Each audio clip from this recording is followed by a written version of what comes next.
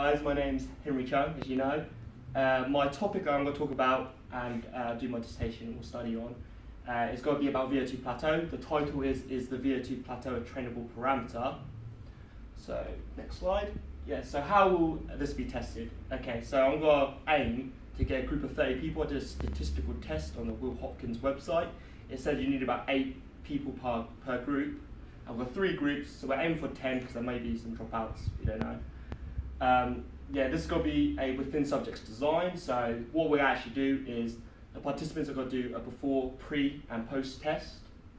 They will be doing VO2 max tests and MAOD, which is maximum accumulated oxygen deficit. This is to measure their VO2 plateau as well as their anaerobic capacity. We're going to test them beforehand so we know what their baseline measurements are, and then we're going to do a training interval, as you can see here. Group 1 will be doing HIIT training or high intensity interval training. Group 2 will be doing a steady state training, so we'll be on the bike just cycling at 70% VO2 max. That's where we'll do the max test beforehand. And then the control group won't do anything, they'll just be the control group.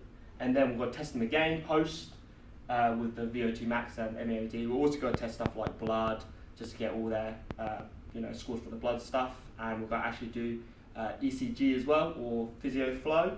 That's to just test all the cardio, respiratory, and everything, all the variables there.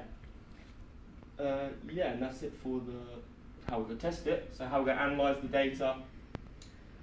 So first off, I'm going to get all the raw data, so that's the VO2 data, the MAOD data, and I'm going to convert it into workable data. So I'm going to use 15 breath averages and remove any redundant data that falls out of the range of the SID, similar to what I did in my undergraduate study.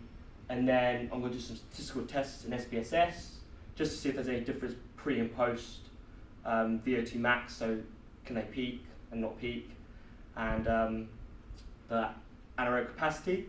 The reason why I'm measuring anaerobic capacity is because it's actually found that there's been a link in the literature between anaerobic capacity and VO2 plateaus. So this is the whole point of the study, really. I'm probably going to do some sort of difference test to see if there's any statistical differences between pre and post with ANOVA. So, and I think that's about it, really. Yeah, that's it.